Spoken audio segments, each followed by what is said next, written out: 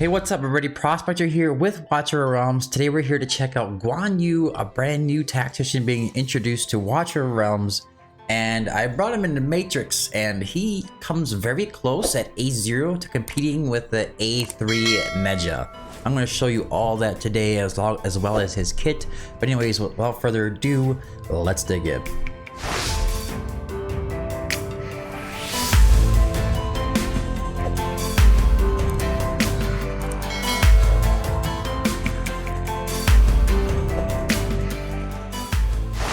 Alrighty, here we have Guan Yu, the Crescent Blade, a tactician with normal damage, so it's gonna be physical DPS. So it's gonna be the physical side of Matrix. It's gonna be a Watcher faction, so you can pair well with an Ingrid or a Leia. Leia is gonna be a really good one, or you can bring it in with Rivenhold or Elder. If you want to bring it in with Elder, I do suggest that you get yourself the Awaken level 1 on this hero. Just a sneak peek ahead of schedule here, because it will grant himself a shield when he uses his ultimate, so that kind of helps out a ton. Anyways, before we get too far into this, I'm gonna go ahead and play this video here for you because the cinematic is pretty dope. So let's check it out.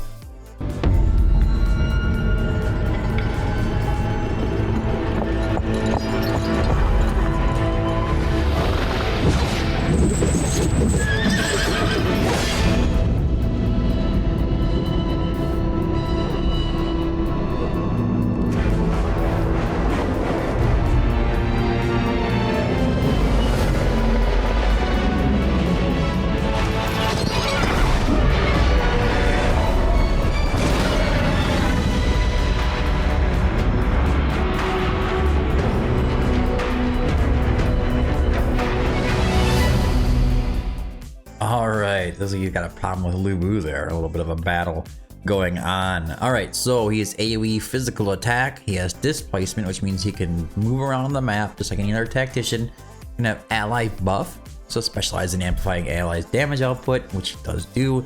We have defense penetration as well. On to the talent, every 10 seconds the next basic attack changes to Crescent Slash. Crescent Slash deals 300% AoE damage to 2 targets with the lowest HP in basic attack range. The attack can be triggered again upon killing a target or consuming 1 stack of Blade Stance up to 4 extra times before entering cooldown. But what is Blade Stance? The next sentence is going to explain that. Permanently increases attack by 4%, stacking up to 5 times, so a total of 20% of attack boost. But he gains one of those Blade Stances when basic attack or Crescent Slash kills the enemy. So if he kills an enemy in his range, basically he's gonna get himself a Blade Stance and keep boosting up higher and higher for the more enemies that he kills. After killing 5 enemies in total, he's gonna gain Dragon's Eidolon. And Dragon's Eidolon is gonna reduce the attack level by 20% and grants immunity to most debuffs. Crescent Slash immediately kills common enemies with HP below 30%. So when he gets this Dragon's Eidolon unlocked, he starts to execute the enemies just like Neja would. Obviously, it's going to take him a few times into the fight to make sure a little bit of time to get totally stacked up and get Dragon's Eidolon unlocked, but it's not going to be too long after. It just takes 5 enemies, okay? Alright, basic attack. Each attack deals a total of 100% AoE damage to 2 enemies in range. It's going to go up to 120%. The first passive is Defiant Will. Crescent Slash and Dragon Crescent Slash restore 10% HP to the hero when triggered, so a little bit of self-healing, and they deal 30% increased damage to targets below 50%. That's going to go up to a 50% increase in damage. Alright, next passive is going to be Peerless Warrior. Restores 2% rage, plus an additional 0.5% rage per stack of Blade Stance upon killing an enemy. So basically how many Blade Stacks of Blade Stance you have, that's how much rage you're going to get. That rage restored is going to go up by an extra 1. And that's going to cool down by an extra 2. So the effect triggers up to 1 time every 5 seconds. Onto the ultimate Heroic Charge. You can kind of see the little preview up here. He can move all over the place. It's 3 tiles within range. Upon activating the ultimate, the hero can choose to move to a deployable ground tile within 3 tiles. After activation, immediately gains 4 stacks of Blade Stance, so he's going to boost himself up to 16% attack boost. If he takes somebody out, he's going to immediately go up to 5 and get that 20%. And the next attack triggers Dragon Crescent Slash. 1 additional time. During the ultimate grants defense penetration based on Blade Stance stacks. ignoring 4% defense per stack. And you can stack it to 5 times. That means you can get a 20% defense penetration, or just ignoring defense is how it works. Gains an extra 10% defense penetration while in the dragon's idle state.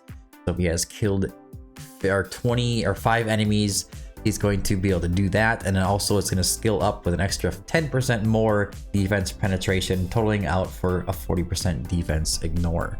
The effect durations go up to 20% or 20 seconds, and that could be a good indicator for Hell's Lament being okay. Personally, I think that I like him in Cataclysm and Wicked Vengeance the most. All right, on to the Awakenings, and then we'll go over the stats really quickly. Let me move myself out of the way. All right, Awaken level 1, successfully casting the ultimate grants damage increase of 20% to the hero and all other allied heroes within 2 tiles. It's going to be all around him. Nice damage boost. He could be useful in a lot of different content with that. The caster additionally gains a shield equal to 20% of the attack. This shield can stack 3 times. So this is why I said pairing with Elder is going to be good, because Elder gives a 20% attack boost and his Lord bonus when his allies are shielded. Alright, Awaken level 2 is going to be a nice solid attack plus 300.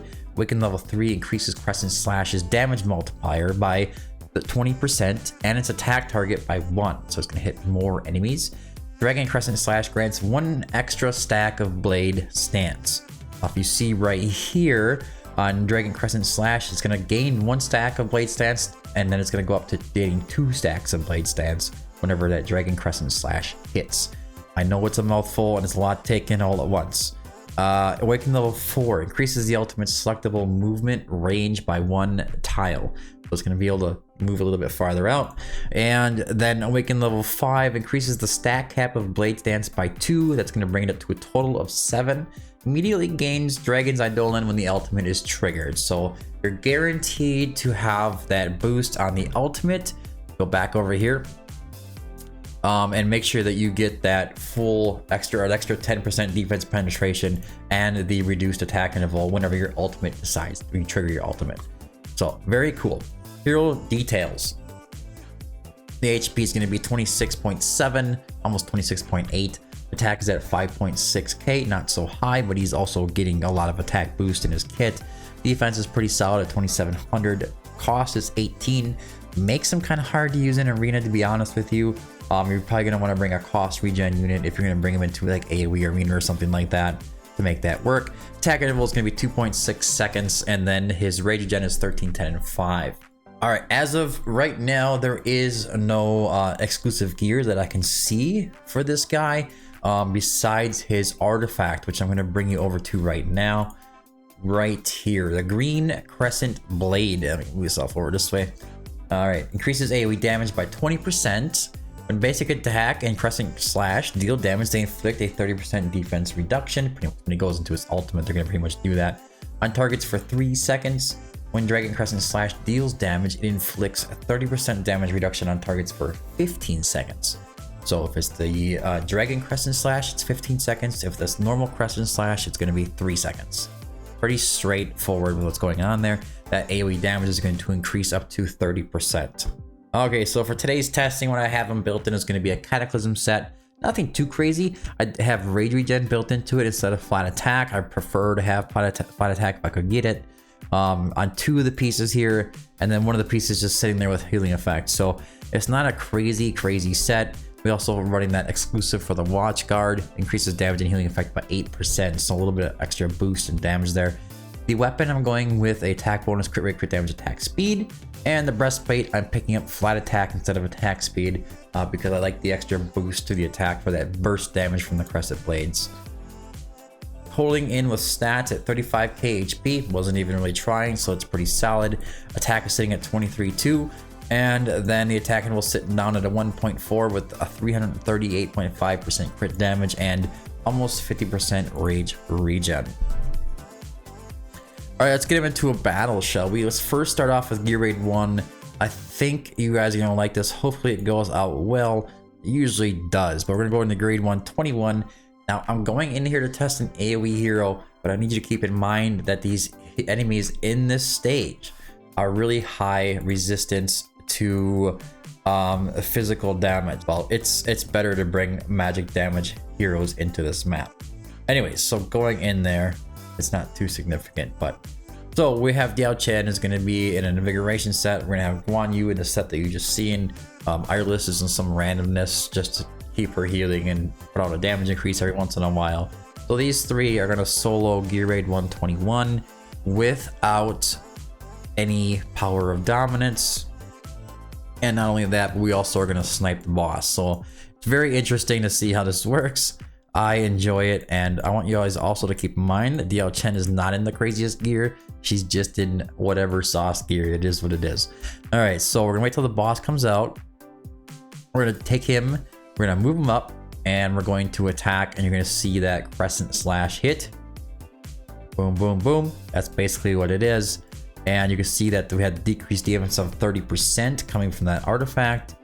And we want the first Forsaken Totem to land on one of these enemies, not the boss. There we go, perfect. Then we can go ahead and use his ultimate again. Hopefully take these guys out this time around. Darn healing. There you go, another crescent slash. Every time he does it, you can see the damage kind of come off of him. And you can see the little flowers. I think that's the stacks of blade stance, right? I think that's giving him that boost. I wonder if it shows up on here. Increase that, no, no. Nope, it doesn't show up there at all that I can see. It'd be nice if it did. Right now he's sitting here with a damage increase of 50% from Iris. Let's go ahead and activate his ultimate. That's a decent amount of damage. See, the boss is sitting around at 67.1% right now. Pretty solid. Pretty solid. The wall is safe. He's got a decent amount of health. Iris is on him. Something terrible happens. How much is this hitting for? I wish I could see. 100, oh, well, 100. 200k is what it's hitting for about. Come on, get down here, guys, before he puts that out and heals himself. We're not in range. Okay. Oh, it is. It's healing himself. Darn it. That's always annoying. We're going to go ahead and use his ultimate right now. Boom, boom, boom. We'll start working on this boss again. It depends a little bit on RNG and where those Forsaken Totems last. But you can definitely sit here and completely destroy the boss before even getting to like that last wave with just him, Guan Yu, sitting at the front lines like this. Very, very easily. And it makes it a lot easier for you when you're trying to beat stages like this, like Gear Raid 121 or 22 or 23. You can go out there and try to snipe the boss out. And these enemies would be going down a lot faster if I had, go ahead and activate this, if I had more heroes on the map. Don't die yet till this totem lands. Don't die yet, don't die yet, don't die yet. There you go. Don't heal yourself. No healing allowed. Alright.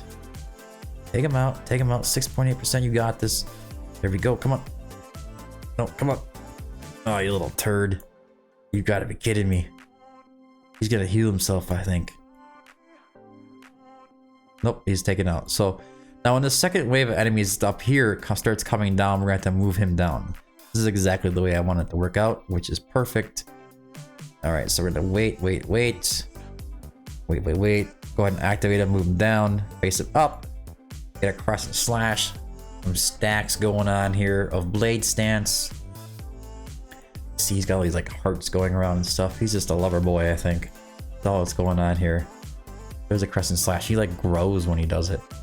Or is that the stacks from blade stance? Oh no, that's the Eidolon effect, isn't it? It is.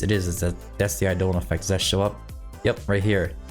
Reduces attack interval by 20%, grants immunity to most debuffs. Crescent slash immediately kills common enemies with HP below 30%. Cannot be dispelled. I didn't even realize that that's when it came in there. But yeah, you can see it visually. It's big and glowing. Big and glowing. That's what happens here. All right. He's executing. Don't execute somebody. You're hitting him, right? Let's go. Boom, boom, boom. There you go. Now it's just clean up mess. Just getting that down before they take out the wall. Not a big deal anymore. 500k. I have seen hits and crits in like the 1 million range, like 800k to 1 million range. But the execution is a huge part of it. That is a very useful gimmick to have in Watcher of Realms. Being able to execute is insane. All right, so now let's take it into a Matrix 1. Now, you guys all know that I'm not really a pro at Matrix. I don't hate it or anything. I just don't really, I haven't been testing it a lot. I spend so much time doing things in Abyss 1 and Apocalypse 2, and I really enjoy those two fights. This one is just not really my thing. I find it a bit weird. I find it very, very hero-gated. So that's just kind of my thing, you know. People really enjoy it. It really depends on your account.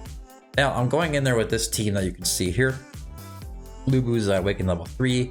Neja is down there, boosted by the Lord, is also Awakened level 3. We're gonna go in there with our Guan Yu sitting at Awakened level 0. And we're gonna see how Neja and Guan Yu kind of compare to each other, okay? That's the whole idea here today, is just to show the damage differences between the two. Now, we're not gonna be pushing any kind of high scores. I'm gonna stack up one side, put Lubu on the other, just to deal with the enemies over there, and just keep him alive and doing whatever he does, you know? And then that's how we're gonna go ahead and roll this out. So let's get into the fight. I'm gonna show you a couple rounds here, and what we're gonna do is basically go into a time lapse and come back at the end of the fight. First, we'll start off, show you how I'm putting this down, and just show you how Neja's damage is comparing at Awakened level 3 versus Guan Yu's Awakened level 0. It's gonna give you a heads up, it's pretty close for the most part. So we're gonna change the view, put on 1x right now, put Guan Yu right here. We're gonna go ahead and put down our ribbon hold right here. You can see the range difference there. We're gonna go ahead and put our Neja here, and then we're gonna go ahead and put down our Eloin. We're gonna get that invigoration buff on Neja as well. Don't want things to be unfair. And then I'm just doing random stuff here at this point. I'm gonna put Leia here, and then we're gonna put our Adrian right here because we can. Because why not? Adrian is actually pretty awesome. I hate that view, so we're gonna stick it out back a little bit. Let me pause it, move myself out of the way. All right, so let us get into it. DK overflow. Very straightforward, same old kind of Matrix stuff here. We got the cleanser in there. We're gonna activate Adrian right before the focus strike hits.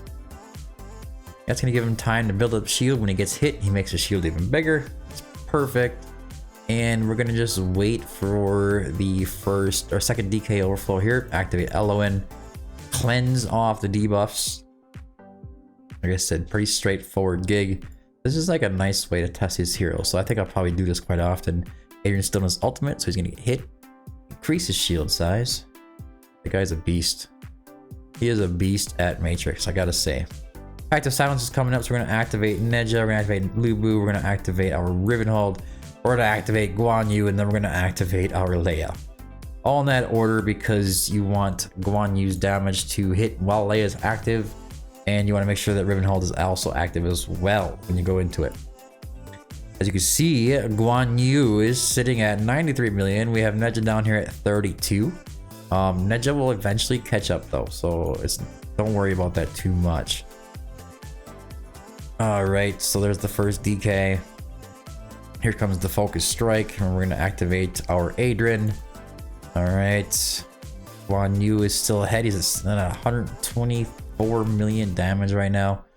We're just gonna wait. Here's the second DK. Activate Eloin. All right. It kind of gets to a point where he starts to struggle to keep up with damage, even though he is ignoring a lot of defense and has high attack and attack boosting. It seems like Neja does a little bit better at it in the end. All right, we're gonna activate Neja, we're gonna activate Lubu, we're gonna activate Ribbon Hold, we're gonna activate our Guan Yu, and then our Leia. There you go, perfect. He does clear a bunch of enemies really quickly. He keeps those stacks down. That being said, like I said, this team is not really optimized, so we're not gonna be breaking any records here or anything. Anyways, I'm gonna come back after this time lapse and come back to you with the results afterwards. Be right back.